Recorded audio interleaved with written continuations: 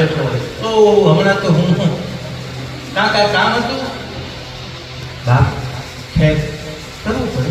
Mobile બિચારો હું છે આપણને કોણ ઓળખે? કાં મોબાઈલ ઓળખે, કાં માયલો ઓળખે, કાં ઠાકર ઓળખે. પણ એટલું કરવું કે ક્યારેક ભલે મોબાઈલ આગળ રહેજો પણ ક્યારેક માયલા આગળ પણ બેસજો. હવા થોડુંક દિવસમાં એક વાર એની આગળ આગળ પછી એની ઉપર રાખી દીધા. ભગવાને ગીતામાં અર્જુને કીધું કે હે અર્જુને કર્મણે બાધિકા રાષ્ટ્ર માં ફલે શું કદાચ તું તારું કર્તવ્ય નિભાવજે, બાકી મારી ઉપર વિશ્વાસ રાખજે. તું તારી ફરજ ના કર. તું 2 પગલા હાથ 4 પગલા જો હાથ તો પ્રશ્ન નહીં. 2 પગલા હાલવાની, 2 પગલા એટલે ગ્રસ્તાશ્રમનો તમારું કર્મ, કર્તવ્ય ધર્મ, કર્તવ્ય કર્મ અને તમારો સ્વધર્મ. અને સ્વધર્મમાં બની રહેવું એ મહત્વનું છે. આજે હમણાં મહારાષ્ટ્રથી આવ્યો ભગવાન વિઠ્ઠલના દર્શન કરીને, અને ભગવાન વિઠ્ઠલના મૂર્તિ છે. ભગવાનના ઈ સ્વરૂપને કોણ લઈ આવ્યું મહારાષ્ટ્રમાં? એક જ ભક્ત. કયા ભક્ત? પુંડલિક. પુંડલિક કેટલા વર્ષ? 14 વર્ષનો ધૂળકું, 14 વર્ષનો બાલક આજે ભગવાન વિઠ્ઠલનો અવતાર કરાવતો હોય. જ્યારે માની સેવામાં હતા પુંડલિક, પણ વિઠ્ઠલ વિઠ્ઠલ વિઠ્ઠલ વિઠ્ઠલ એટલે કૃષ્ણનું એક રૂપ, એક નામ. વિઠ્ઠલ પાછળ એટલા બધા પાગલ હતા અને મહારાષ્ટ્રમાં વિઠ્ઠલના રૂપે જેટલા આપણા જ્ઞાનદેવ, નામદેવ, અનેક વિભૂતિઓ ની ઉપાસના એક જ વિઠ્ઠલની.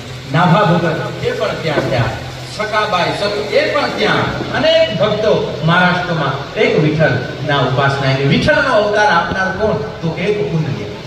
પુંડલિક માની સેવામાં હતો. વિઠ્ઠલ જ્યારે ભગવાન કૃષ્ણ દ્વારે આવ્યા અને પુંડલિકને કીધું બેટા આ દ્વાર ખોલ.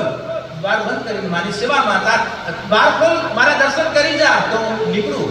પુંડલિકને એમ થયું કે ઓ મારો કૃષ્ણ આવી ગયા, મને દર્શન આપવા આવ્યા. કે બાપ આપ આવ્યા? કે હા બેટા તારો વિઠ્ઠલ આવ્યો, આવ દર્શન કર, હું મુક્ત થાવ અને તું પણ તારા કાર્યમાં લાગી જા. બાપ માફ કરજો, અત્યારે હું માની સેવામાં છું. I am very sorry, I am duty. હું ડ્યુટી માં છું, મને માફ કરજે બાપ. આજે હું માની સેવા પૂરી કરી અને આપની સેવામાં હું પ્રભુ હાજર થઈશ. થોડી વાર રાહ જોઈ ભગવાન વિઠ્ઠલે. કાગવારનો મહારાષ્ટ્રનો ઇતિહાસ. ભગવાન જ્યારે થાક્યા, પગ પડવા લાગ્યા, ત્યારે કીધું કે પુંડલિક આવ, તું દર્શન કર, મારા પગ જલી રહ્યા છે, અબ મેં થક ગયા. અને થક ગયો ને જ્યાં ભગવાન હાથ રાખ્યો ને કેળ ઉપર, ત્યારે પુંડલિકે જોયું કે ઠાકરનું આ સ્વરૂપ. ત્યારે પુંડલિકે કીધું કે બાપ હવે તો આ સ્વરૂપમાં ખાલી મને દર્શન નથી કરવા, આખા જગતને દર્શન કરવા છે. અને બાપને ઈંટ ઘા કરી પુંડલિકે, અને કે ઈંટ ઉપર ઉભા રહ્યો પ્રભુ, જ્યારે આ ઈંટ ગરમ નહીં થાય એ પહેલા હું સેવામાં આવીશ. અને ઈંટ ઉપર ભગવાન કેળ ઉપર હાથ રાખી અને આમ ઉભા છે. પુંડલિક આજા, અબ મેં થક ગયા. અને બાપ આજે તમે વિઠ્ઠલના દર્શન કરવા જશો ને એટલે આમ કેળ ઉપર હાથ રાખીને કારણ રુક્ષ્મણીજી બાજુમાં, કૃષ્ણ.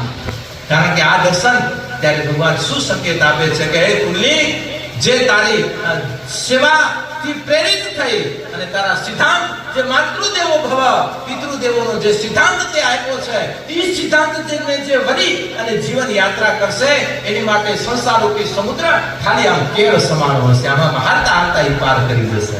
હા, અમારું વચન છે. એટલા માટે વિઠ્ઠલ આજે આમ કરીને ઉભો છે કે જે આ કરશે એના માટે આ સંસાર આટલે ઊંડી છે. બાકી તો બાપ ભલભલા ડૂબી ગયા, બહાર નથી નીકળી શકા. માટે સંસારને તરવું, અને એ તરવાના આધાર આપણા તારણહાર ઠાકરની સિદ્ધાંતો, આપણી માનવતાના સિદ્ધાંતો અને આપણા સ્વ ધર્મ એ આપણા માટે નાવડું છે, જેના માધ્યમે આપણે આપણા પરમ સામે કિનારે જવું છે. અને એ કિનારો એક કિનારો થયો છે. હવે જન્મનો કિનારો સામે મૃત્યુનો કિનારો. જન્મના કિનારા સાથે જે પહેલા હતો એ દેખાતો નથી. ઈના હતા તો બોલતા બચ્ચા બોલત નહીં. ગર્ભ અવસ્થામાં એમ કહેવાય કે માની નાભી, પોતાની નાભીથી માં સાથે જોડાયેલી નાળ, અને નાળના નાતે નાભી કમળ એટલે આપણું યોગ દર્શનમાં આપણું અનાહત ચક્ર જેને મૂલાધાર કીધું છે, મૂલાધાર જાગૃત હોય છે અને મૂલાધાર જાગૃત હોય છે ત્યારે એ બાળક ઈશ્વર સાથે એ પોતાને જાણી પણ શકતો હોય છે કે હું કોણ છું, શા માટે આવ્યો છું મારા ઉદરમાં, અને ભગવાને પ્રાર્થના કરતો કે હે બાપ ભૂલીશ નહીં, બસ બહાર જવા દે, તારું નામ ચૂકીશ નહીં. આ બધી જ આપણે વાતો કરીને આવ્યા છીએ. નાળ કપાણી એટલે ઓલું જે જાગૃત ચક્ર હતું ને એ સુસુપ્ત અવસ્થામાં આવી ગયું. બાપ એ સુસુપ્ત અવસ્થામાં આવ્યું એટલે પછી ભગવાને કીધું કે હવે તું ત્યાં ને હું અહીંયા, અને ઈ દૂરી થઈ ગઈ. અને ઈ દૂરીને પાછી બાપ ઈ સ્પેસ ને મટાવવા માટે જ્યારે આપણી ભાવ ચક્ર જ્યારે જાગૃત થશે, જ્યારે ભાવ ચક્ર એટલે મૂલાધાર જ્યારે જાગે છે ને ત્યારે આપણે બધા કેન્દ્રની યાત્રા કરી શકશું. યાદ રાખજો બાપ. કોઈ એમ કે હું આ યોગથી આને પામી જઈશ, આ કરીશ તો આને પામી જઈશ, બાપ ખાલી વાતું છે. જે પામી ગયા હોય એને વંદન. જે મહાપુરુષ જે યોગી પુરુષો યોગી હિમાલયમાં સિદ્ધ કરીને આવ્યા હતા ને આપણે આપણા ઘરે બેઠા છીએ. કંદમૂળ ખાઈ, ફળ ખાઈ, હવા ખાઈ, જલ પીને જીવન વિતાવતા હતા. આપણે હાજ પડે ને અને ઘરનું ખાવા ન મળે તો બહાર જઈ કરીને જેને કહેવાય બહાર ઝાપટી કરીને હોટલમાં મૂકતા નથી કે અને ટૂંકમાં ખેવાનો ભાવ અને પાછી વાતો કરવી છે. ઓલી નોનવેજ હોટલમાં જઈ કરીને જમવા બેસીએ છીએ ને વાતો કરવી છે. વિચારો થશે ઉર્જા તો ત્યારે પ્રાપ્ત થશે જ્યારે આ બધી અવદશામાંથી આપણે આપણી દશાને સુધરાવશું. કારણ કે નેગેટિવિટી છે સંસાર, એમાંથી આપણે આપણી પોઝિટિવિટીને બનાવીને રાખશું ત્યારે જ બાપ સંસારની પોઝિટિવિટી આપણે પ્રાપ્ત કરી શકશું. બાકી તો સંસાર તો નેગેટિવિટીથી ભરેલો છે. એ સંસારમાં આમ છે ને તેમ છે ને આ બગડી ગયા ને એ બગડી નથી કે વેલેથી એમને ફાયદો આવે. ભગવાન કૃષ્ણને ગાળો આપ્યા દેવાવાળા એની વાહે ધોકા લઈને પડવા વાળા હતા. એને ફાવે એ રીતે કે હમણે નથી કહેતા એના ગગાઓ છે બધા જે ગાળો એના ગગાઓ બધી એમાં બીજા કોઈ એને ખબર છે અમે આ છીએ કૃષ્ણની સામે ઊભા છે ત્યારે આપણે કૃષ્ણના સાનિધ્યમાં ઊભા છે, એના ચરણોમાં ઊભા છે. પણ યાદ રાખજો અસુરનું કોઈ જનક હોય છે પણ એનું પાછળ કોઈ જગત નથી હોતું. એમાં માનવનું બાપ એનું જન્મ હોય છે, પછી એનું જગત હોય છે, એ માનવ છે. અને દેવત્વનું તો આખું જગત છે, એનો તો આખો લોક છે. પણ આપણું આ લોકમાં જગત ભલે અસાર છે પણ જગતમાં જે સાર છે એને પામવાનો આ એક અવસર છે. એટલા માટે મનુષ્ય જીવનમાં તપ જરૂરી છે. સંસારનું હોય કે પછી સાધનાનું હોય, તપ જરૂરી છે. એટલા માટે આપણા શાસ્ત્રોમાં કીધું વિદ્યા ન હોય એસા ન વિદ્યા તપો ન દાન. દાન એટલે વાણીનું દાન, દાન એટલે અર્થદાન, દાન એટલે વિચારોનું દાન, દાન એટલે શ્રમ દાન. આ બધા દાન છે જેનામાં દાન દેવાની ભાવના ન હોય. કોકને વિચાર સમજતો હોય, જાણતો હોય પણ બીજાને એ નથી કે આ સાચું આ છે, આ લોભિયા કહેવાય. ગજવામાં હોય, ખબર છે કે આ સમાજનું આટલું બધા રોટલો ભેગો ખાય છે કાંક દઈએ પણ એ કે ના દેવો તું દેવાને લાયક. તો હમણાં ભૂકંપ પછી આવું બધાને ઘર બનાવી દીધા ને આપણા હારા મુંબઈ વાળા ચાલ્યું દેવામાં આમ હતા. મુંબઈ વાળા કાંક શરમ કર. આપણામાં બે ફ્લેટ છે અને આમ કરી ઉભો છો. બાપ દેવા વાળો હોય એ આમ આપણને ઉભું દેવા જેને આમ કર્યું છે ને. અને તમે તો ખેડૂતના ધરાના દીકરા છો બાપ. અને ધરાનો એને તો વડીલો જુઓ ગામની કીડીને આપણે કૂતરાને ભૂખ્યા નતા રાખતા. આપણા વડીલો હાજ પડે વાડીએ ત્યાં આવે એટલે માવતરો કે કીડિયાને પૂરી આવો, રોટલા ઉધી આવો કૂતરાઓને. અને હવે આ બધું ભૂલાતું છે. કૂતરાનું છે, ગાડીનું છે. પેલા હવે ઢગલો પેટો ખેતરમાં તો મારા એને એનો ભાગ કાઢી દે, બાબાને એનો દઈ દે. છેલ્લે ગામના જૂતા બરાબર બનાવતો હોય ઈ પરિવારને કઈ બાબા તારો ભાગ લઈ જા. આ બધી નેગેટિવિટી જાય, બધા પોતાને મળી જાય અને શુદ્ધ લે કરેલું અને એમાં ક્યારે કુવિચારો નતા. અને આ બધું હવે કીધું હે કરતા મહારાજ જરા જો તમને શું મળે તમે શાંતિ વાત કરો. મહારાજ કે હે હરી હે હરી. પછી મારા નડે પછી સોરી નડે. એના કરતા આપણે શું કરવા એને નડીએ? આપણે એને નડીએ એટલે આપણે નડે આપણને. બાકી એને ન નડીએ તો કાંઈ નથી. એને નડવું એટલે ભગવાન નથી આપતો, આપણને કૃપા છે.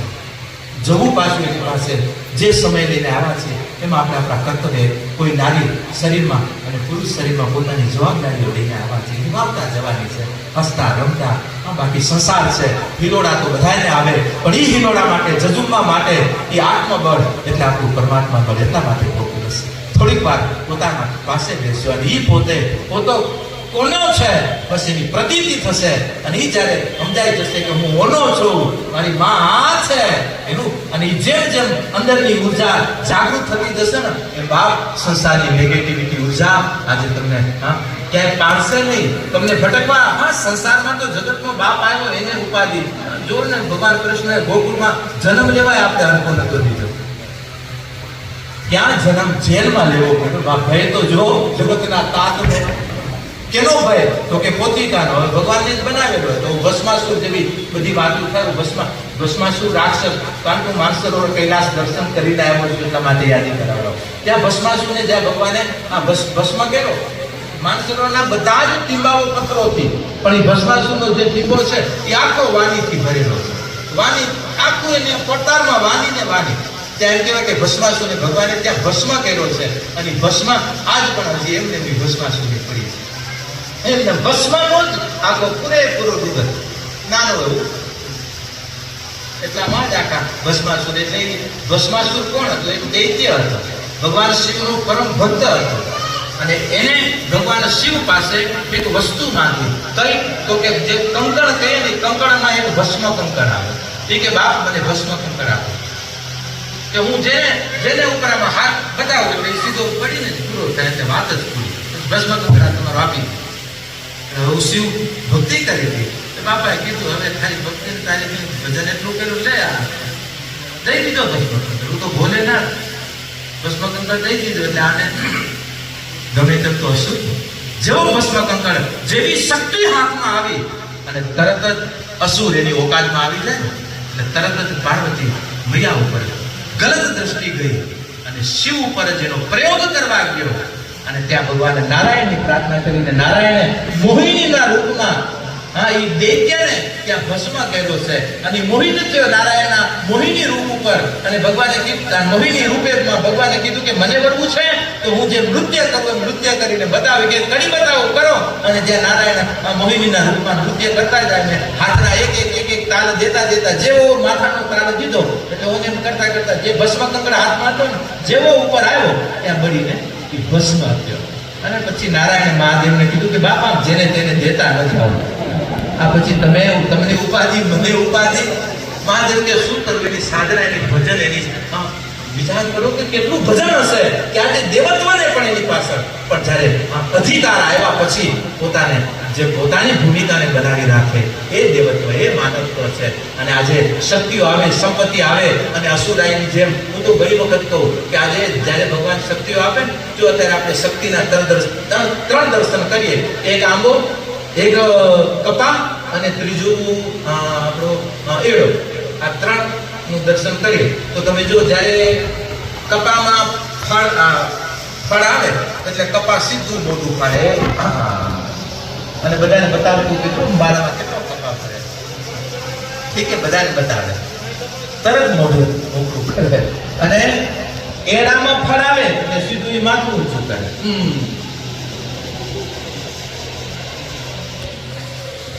અને આંબામાં ફળ આવે એટલે સીધું ઝૂકવાનું ચાલુ કરે. આવો હવે આ ત્રણ માંથી આપણે કઈ કક્ષા કોની છે? સ્વયંની છે. આજે જેને શક્તિ મળે અને માથા કાઢીને જે નીકળે ને કોઈ નથી મારા જેવો હું થાવ અને હું કરીને જે નીકળે ને અને એના કાપ્યા ને બધા પેલા શું મારે પણ થઈ ગયો માથા બરોબર. આ કુદરત કરે છે. જ્યાં નીકળે ને એનું જ પેલું માટે કાલા મોઢું ફાડે બતાવે અને એને સુનાઈ જાય એટલે પછી શું જાય એમાંથી કપાસ કાઢી દે એટલે સોરે ખાલી કાલું ખાલું ખાલું ખાલું રહે એમ આજે જ્યારે એમ અત્યારે જે બતાવી રહ્યા છે એની આ સ્થિતિ કુદરત કરે છે. પણ જે આંબા જોવા રહ્યા છે અમૃત પર કે જેને ભગવાને દીધું એ થોડા ઝૂક્યા. અને આજે આપણે બધા એટલા માટે તો આંબાની ખેતી છે. આ આંબાની ભલે તમે આમ જેને કહેવાય એડાના પાક લેજો. હું નાનું જ કહેતો તમને થોડી વાત કીધું ના એડા બેડા કેમ છે ના એડાના પાક લેતી દેજો કપાવ લેજો પણ થજો આંબા. અને આંબા જેવા છો એટલા માટે કે મારા બાગમાં કોઈ એડો કે કપા ન વાવી જાય એની મને અમે કાળજી રાખીએ છીએ કે મારી હિન્દુત્વના મારા આંબાના બાગમાં કોઈ એવી વાવણી ન થાય. કારણ કે આ વિદેશ વાવણી કરવા જ પડ્યો છે. પણ આજે અમે સતત અમારી પ્રવૃત્તિ રહે છે અને આ જ ભાવો અમારા હૃદયના રહે છે અને એ જ ભાવોથી અમે આજે સમાજને આગળ જઈ અને કહીએ છીએ. અને રાત દિવસ કહેતો રહીશ અને આજે સમાજની વચ્ચે રાત દિવસ દોડી રહ્યો છું. એટલા માટે આજે કહેવાની ઈચ્છા થાય છે કે આજે અમુક લોકોના દ્વારા જે અત્યારે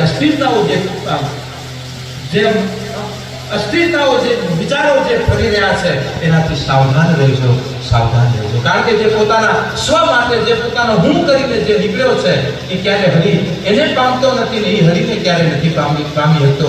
કારણ કે ભગવાને ગીતામાં જે કીધું છે ને સંતુષ્ટમ સતતમ યોગી યતાત્મા દ્રઢ નિશ્ચયા મયી અર્પિતા મનોબુદ્ધિ યો મદ ભક્તસ્ય મે પ્રિય. જે આટલું સમર્પણ હશે તો ભગવાન એને વાલો હશે ને એને વાલો હશે.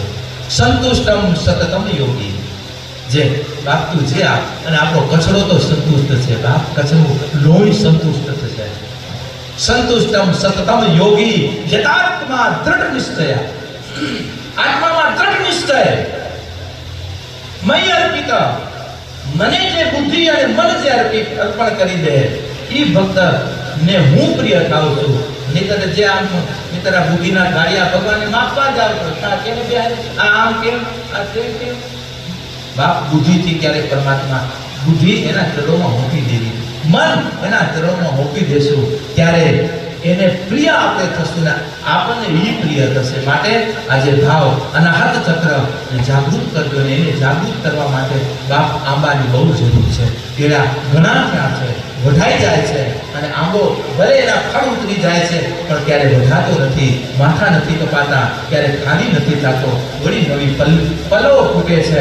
એ જ રીતે આજે આપણા જીવનમાં જો આંબા જેવી વિચાર કે ઈશ્વરની કૃપા થાય અને ત્યારે આમાં ફેલાતા જે મોટા કાઢીને બહુ નીકળ્યા છે ને બડા હુઆ તો ક્યાં હુઆ જૈસે પેડ ખજૂર પથિક કો છાયા નહીં અને ફલ લાગે હતી તું.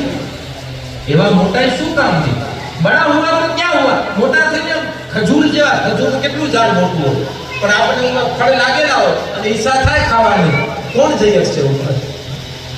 અને જાય તો એ પાછો નહીં આવે ખાવા વાળો, લેવા વાળો. એ આવશે એમને ઉપરથી આખો એટલો પથિક અને એની છાયા લેવી હોય તો ખજૂરના ઝાડની છાયા ન હોય કારણ કે હવામાં આમ ઝૂકતું જ હોય. પથિક કો છાયા નહીં અને ફળેલા અને પાછા ફળ એટલા દૂર કે લઈ નથી હતા. એવું જીવન શું કામનું કે મોટા થઈએ સમાજને કામ ના આવીએ, મોટા થઈએ પરિવારને કામ ના આવીએ, ગામને કામ ના આવીએ. બાપ એવા મોટા થયેલાના કોઈ ફાયદા નથી. એવા મોટા થઈને ક્યાં ગયા ને કેમ મુકાઈ ગયા એ જડ મૂર્તિ ખબર નથી પડતી. પણ જે આંબા છે અને આંબો એવો છે કે એ ખવાઈ ગયા પછી વળી ગોટલું રોપી દે એટલે વળી નવા વર્ષે નવો આંબો.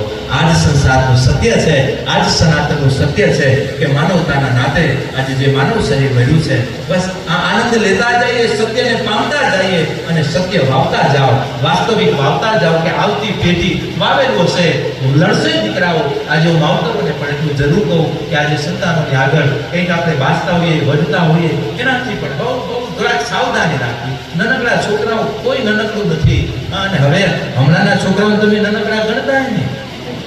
અને ઘણા દાદા કે બાપુ ક્યારેક ક્યારેક વિચાર થાય કે આ પોતરાનો હું દાડો છું કે મારો કે પ્રશ્ન પૂછે નહીં કે હું નથી દઈ એમ તો જવાબ. આ બધા અપડેટ છે યાદ રાખજો. આપણા ફોન ને મોબાઈલ ના બધું અપડેટ કરીએ ને બધા અપડેટ સોફ્ટવેર એમાં અપડેટ ભગવાનના બધા રત્નો છે બાપ દિવસે દિવસે અપડેટ થતા જશે. અને એ અપડેટ તમે અપડેટ રહેજો અને થજો. અપડેટ રહેજો સંસારમાં ના નથી કહેતા પણ અપડેટ થજો. પછી અપ ટુ ડેટમાં અપડેટ નથી થવાતું ને તો પછી હાવ ડેટ થઈ જાય. એટલા માટે બાપ સંસારમાં પોતે લ્યો લેટથી કોઈ દોષ નથી, પણ અપડેટ થતા રહે. એટલા માટે આપણા ઉત્સવો આવે ત્યારે એવા મહોત્સવો આવે ત્યારે ઈશ્વરની ભક્તિ શરણાગતિ એટલા આનંદ સાથે ઉલ્લાસ સાથે, કારણ કે એ સમયમાં પ્રકૃતિ આપણને ખૂબ આપી રહી છે. આજે શ્રાવણ માસ છે. શ્રાવણ માસના હવે ક્યારેક ફરી વખત ચિંતન કરશું આપણે બધા એક એક સંસ્કૃતિના. પણ આજે થોડું વિશેષ આજે આનંદ થોડો ભગવાન એ અપાવી દીધો, પણ ક્યારેક ક્યારેક ખાલી પર્વના રહસ્યોની પણ આપણે ચિંતન કરશું કે આપણા ઉત્સવો શા માટે, આપણા પર્વો શા માટે, આપણા માસના રહસ્ય શું, આપણી ક્રિયા, આપણે શ્રાવણ મહિને ભગવાન શિવજીને દૂધ ધરાવીએ છીએ એનું કારણ શું, કેમ આપણે નથી પીતા અને એને પીવડાવવું પડે છે. આના પાછળના બધા બહુ મોટા રહસ્યો છે. પણ હવે રહસ્ય સમજાવવાના કોઈ મળ્યા નહીં અને આપણે સાંભળવા કંઈક બેઠા, જે કે સાંભળી લીધું પછી જે કે હાજર. બાકી શ્રાવણ મહિનાના આપણા એક ઘણા લોકો કે આ શું આ યજ્ઞમાં ઘી હોમો છો, એના કરતા કોકને ખવડાવો ને, એને લુખાને પૂછજો કે તે કેટલાને ખવડાવે. એ સલાહ દેશે લોકો. બાપ યજ્ઞની જગ્યાએ છે. તારામાં હોય શક્તિ તો યજ્ઞ કર્મ દેવ કર્મ કરી અને તું માનવ કર્મ કર. આ દેવ કર્મમાં આવે છે, તું તારા માનવ કર્મમાં આવે છે. અને આ ન દેવ કર્મ કરતો હોય, ન માનવ કર્મ કરતો હોય, અસુર કર્મ કરે, આ નડે. એટલે બસ હું તો સલાહ દઉં છું, એ સલાહ રાખ તારી કરે નથી ગમતી અમને. આજે ઘણા કે શું મંદિરમાં જવાથી બને, શું ભગવાન દેશે. આપણે આપણી મહેનત, તું મહેનત કરવા વાળા ગધેડા છે, રાત દી કરે ગગા. આજે તું માનવ થયો છો. આજે વડીલોની પૂંજીથી, આજે વડીલોની પવિત્રતાએથી, આજે વડીલોની દિવ્ય જીવન યાત્રાઓથી આજે તમે શુદ્ધ થઈને બેઠા તો હવે ફદિયા મળી ગયા ને તમે પાછા હોશિયારી કરવા નીકળ્યા. બાપ સહજ બનજો, આબા જેવા બનજો, એડા ન બનજો. ભગવાન આપે એને બચાવજો અને એ દેવત્વને જાગૃત કરજો. સામે ઉભો હશે, સામે ઉભો હશે. યાદ રાખજો, લક્ષ્ય જો આપણું એ હશે તો આપણે જરૂર સંસારમાંથી રાહત મળતો જશે. એવો કોઈ ગામ નથી કે જેમાંથી આપણે નહીં નીકળી શકીએ. કારણ કે અહીંયાથી આપણે ભુજ જવું છે તો અહીંયાથી અનેક ગામડાઓ આવશે અને એ ગામડાઓ આવે છે, એ ગામડાઓમાંથી આપણે રસ્તાઓ પણ મળતા જશે. અને જ્યારે ગામડાઓ આના આવે છે ત્યારે જ આપણે સમજો કે હવે ભુજ પણ આવશે. તમને એમ થાય કે આ કાંઈ ના આવવું જોઈએ, સીધું ભુજ આવવું જોઈએ. બાપ સીધું તો નહીં આવે ને. એને લેવા માટે નીકળ્યા છીએ તો ક્યાંક ગયું પૂછ્યું સંસાર છે. બાપ એને મેળવે સુખ દુઃખ હાનિ લાભ જસ બધું આવવાનું છે. સંસારમાં બેઠા છો માટે આજે પણ યાદ રાખજો કે ક્યાં ગરી ન જતા. કોઈ દુઃખની સ્થિતિ આવી ગઈ, ઉપાધિનું ગામ આવી ગયું, તમને એમ થાય કે હવે આમાંથી નહીં નીકળી શકે. નહીં, ઉપાધિ હતી નહીં, આવી છે. તું હાલતો રહેજે, કાલ મારી ઉપાધિની જગ્યાએ હશે અને તું ઉપાધિથી બહુ દૂર નીકળી જાય છે. ઉપાધિ તારાથી દૂર નીકળી જશે. પણ ઉપાધિ ખાલી બેઠા વાતું કરવાથી ઉપાધિ દૂર નહીં થાય. કર્તવ્યના નાતે બસ આપણે આપણી ચાલ રાખવી છે. ક્યાંક સુખનું ગામ આવી જાય, બસ હવે પહોંચી આવ્યા. જો સુખમાં રહી ગયા તો બાપ ત્યાં જ અટકાઈ જશું. પરમ સુખ હજી બહુ દૂર રહી જશે. માટે જે મેળવું, જે એમાંથી પલો કાપતા, ક્યાંય બ્રેક ન થતા, ક્યાંય જોખું ન આવી જાય એની કાળજી રાખજો. બનશે ત્યાં સુધી જોખા આવા તો નહીં દે. વાય લાકડું લઈને નીકળે. ચાલો ટૂંકમાં મારા શબ્દની ગતિ કરો છો.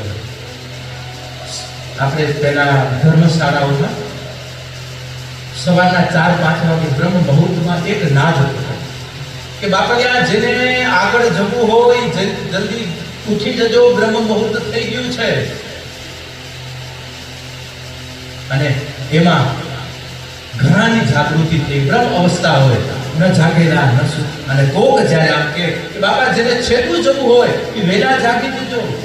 ત્યારે અંદરથી એમ થાય કે છેટું એટલે અને તો હું ઘરની એને વહેલા જાગી જવું, એને વહેલા ઉઠી જવું. હું ઉઠી રીતે નથી કહેતો, મારા શબ્દ સમજો. જેને ઓની ખોજ કરવી હોય એને બહુ મોડું ન કરવું, એને વહેલા જાગી જવું.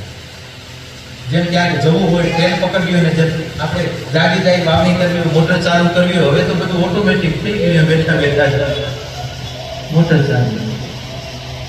સારું બાપ સાધન છે, એનાથી ક્યાંય આપણું જીવન યંત્ર ન બની જાય. બસ એની કાળજી મારા યુવાનો રાખજો.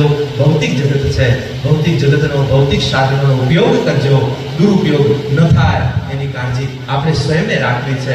કારણ કે આપણે આ બધા આપણા રમકડા છે, પણ આપણે એનું રમકડું છીએ. છીએ. માટે આ રમકડાને જેમ આપણા ફોનને કેટલો આપણે સ્વસ્થ ને સુંદર રાખીએ છીએ, ચાર્જ ને રિચાર્જ ને ફ્રેશ ને જરાક ઉપરનું કાક તૂટી જાય એવું કાંઈ તો વળી બદલાવી દઈને કરી કેટલું હતું રમકડું રાખીએ છીએ. એ બાપ આપણું આ રમકડું એનું છે. બાપ આને જેમ તેમ રાખશો, આને રફ રાખશો તો હું તમારો સ્વીકાર નહીં કરે. જેમ હળેલો ફોન હોય, આ શું આવા હળેલા ફોન લઈને ફરે? એમ પછી તો જાનકીજી પછી માં લક્ષ્મી કે નારાયણ શું આવા હળેલાને ભેગા રાખો? બાપ લક્ષ્મી દૂર થતા વાર નહીં લાગે.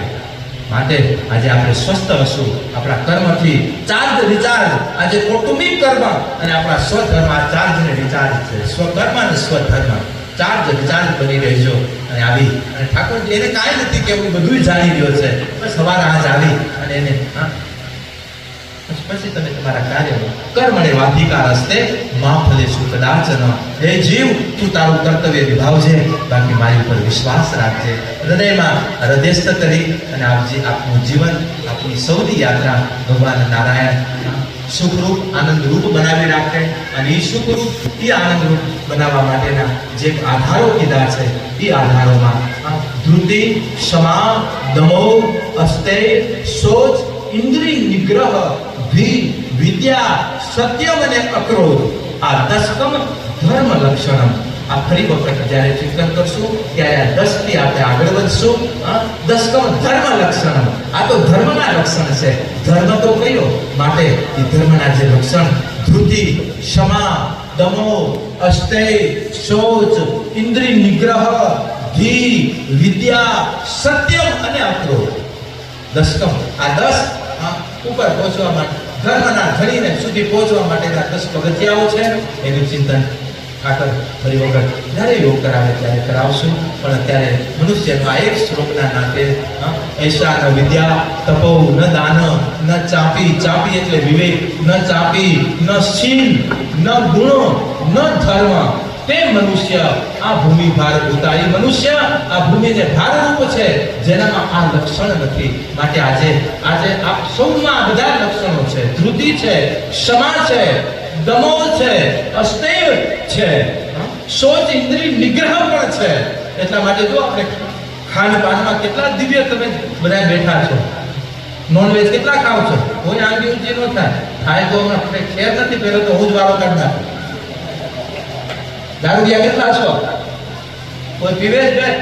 બાપ જાગતા રહેજો. હું છોકરાઓને કહું કે વાય એવો ધોકો રાખજો કે ગામમાં કોઈ ભગો ક્યાંય ખાડામાં ખૂટીમાં ક્યાંય જાય નહીં.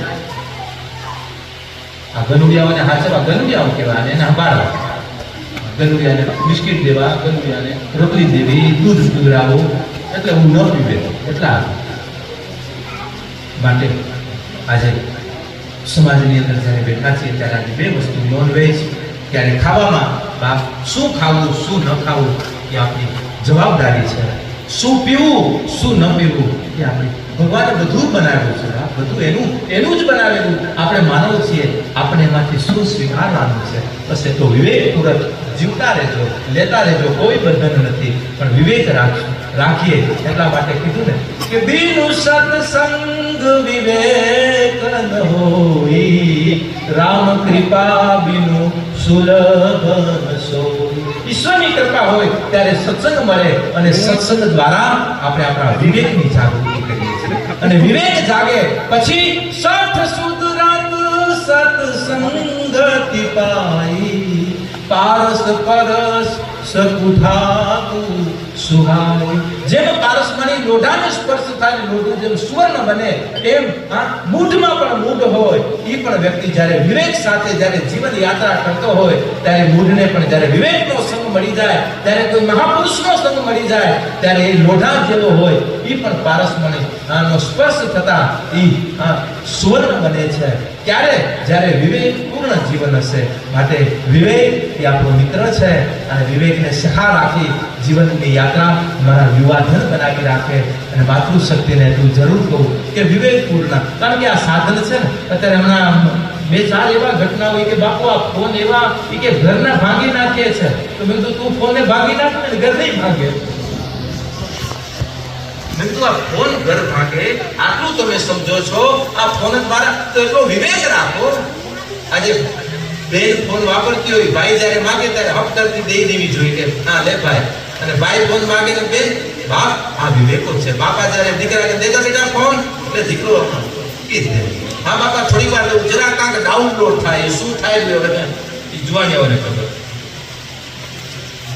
માટે બા આજે માં દીકરીનો ફોન માગે, દીકરી માં કરે ફોન. અને માગવા આ સાધન આ કચરા ક્યાંય આપણને કચરા ન કરી દે. માટે હું કહું છું બાપા જેને એ ઘરોમાંની સમાજો એ પરિવારો વચ્ચે બેઠા છે, જે પરિવારોમાં આ જેટલા વિવેકશીલ જીવન હોય બાપ દિને દિને નવમ ઈશ્વરની કૃપા કાયમી ઘરો ઉપર વરસતી રહે છે, જીવન ઉપર વરસતી રહે છે. ત્યારે અને એ ભારો આપણે આપણા અંદરના બોજો કોઈ નાની વસ્તુને લઈ કરી અને આપણા ઘરો તૂટે એ યોગ્ય નથી. આજે કોઈની વિચારો આજે ઘણી વખત દીકરી લગ્ન થઈને સાસરે આવી હોય પણ એનું બધું ઓપરેટિંગ ત્યાંથી ના કરે થતું હોય એ ખોટું છે. કેમ લાગે મારું તમને પૂછવું જોઈએ. આમને કેમ એનું બધું ઓપરેટ અત્યારે ઘરેથી અને ક્યાંય થતું હોય તો એ બધા વાયર કાપી નાખ્યો એટલે કાંઈ કનેક્ટિવ. માં જ્યારે દીકરીને વડાવી ત્યારે દીકરીને કે બેટા તું તારા અમારા રાજપૂત બેઠો છે. પણ પાકિસ્તાનમાં બચપનમાં દીકરીઓ 12 વર્ષ 13 વર્ષની અવસ્થાએ બાળ લગ્નમાં જાતી હોય. અને હમણાં 90 વર્ષે માવડીઓ જ્યારે પાકિસ્તાનથી પાછી આવી, આપણે પાકિસ્તાનમાં આપણો ઘણો બહુ મોટો વર્ગ છે આપણો રાજપૂત. અને એ અમારા સત્સંગો લઈને ત્યાં 1.25 લાખની આપણી વસ્તી છે. ત્યાં સત્સંગો આપીને બીજી વખત બધા આવ્યા. જ્યારે માવડીઓ આવ્યું ત્યારે માવડીઓ કીધું કે બાપુ હવે 13 વર્ષની હતી ને કચ્છથી જીવ થયું, આજે 90 વર્ષની અવસ્થાએ પાછું કચ્છમાં આવીએ છીએ. વિચાર તો કરો કે આજે દીકરી આ અવસ્થાએ ગયા પછી પરિવાર સાથે કોઈની સાથે કાંઈ કનેક્ટિવિટી ન હોય અને દીકરીઓ પોતાની ધરોહરને કેમ સંભાળતી હશે. અને અત્યારે આપણે તો 5 કલાકે કેવું કાંક શાક વગર કોઈ માને પૂછે માં હવે આ તેલ નાખી દીધું હવે શું નાખવું, તારી અક્કલ નથી.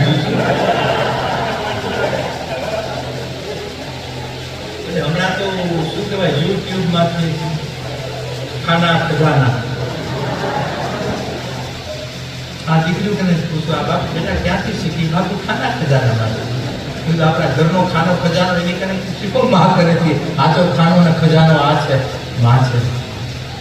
અને માવડીઓ આજે જે સંસ્કારો છે બસ એ જ આપણી મૂડી છે. બાકી સંસારની મૂડી કોઈ ઉપર નથી લઈ જતા કે સંસારની મૂડી કોઈ અહીંયા પછી કામ નથી આવતી. બાપ જે કાંઈ મૂડી આવે છે એ આપણી સંસ્કારની મૂડી છે. આજે આપણે જે સંસ્કારોથી અને આપણું આ જ સત્ય છે અને આ જ આપણું સનાતન છે અને આ જ સત્યથી એક નાનો એવો મોબાઈલ આજે એક ટાવર સાથે કનેક્ટિવિટી હોય તો આખા વિશ્વને તમને વિશ્વ સાથે તમને જોડીને રાખે છે. એમ આજે ખાલી આટલી કનેક્ટિવિટી હોય ને આપણી બસ આપણા સત્યને આપણી વાસ્તવિકતા સાથે યાદ રાખજો તમે ભગવાન સાથે ઈશ્વર સાથે તમે જોડાયેલા છો, વિશ્વપતિ સાથે તમે જોડાયેલા છો. એનું માધ્યમ આપણો વિવેક, આપણું એક જાગૃતિ જીવન બસ આ આપણી કનેક્ટિવિટી છે. અને એની માટે દર વખતે પાકોત્સવના સ્વરૂપમાં બધા ભેગા મળી ભગવાનની સુશ્રેવા માટે આજે ઉત્સવના રૂપમાં બધા ભેગા થઈને ઉત્સવ ઉજવીએ છીએ. અને ભગવાને એ જ પ્રાર્થના કરી કે આ ઉત્સવોમાં પ્રતિ વર્ષે તો અમારું હોવાય કે ન હોવાય અમે બંધાતા નથી પણ કોશિશ રાખીએ કે ઠાકર એવા યોગ સંજોગો કરાવડાવે. કારણ કે અમને એવું છે ને કે ઓછામાં બાપુ આવે કે ન આવે અમે તો અમારા ખાલી 10 જણા બેઠો ને એની વચ્ચે લહેરથી સત્સંગ કર્યા કે યાર 10 જણામાં 2-3 કલાક સુધી બાપની જે લહેરો આપતી. કારણ કે અમે બધા લહેરવાના જ બેઠા અને કોન્ટ્રેક્ટમાં તો કામ ઊભું થાય તો કામ ઊભું થાય તો કામ એમ થાય કે યંત્ર ત્યાં બધું અમને ભેગું કરવું પડે. બાકી અમે ઓના અસ્તિત્વથી બોલી રહ્યા છીએ. કોઈ વાંચીને જાણીને જોઈને કે ગોખીને નહીં એ યંત્ર નથી. તો સીધું હોટલાઈન છે બાપ.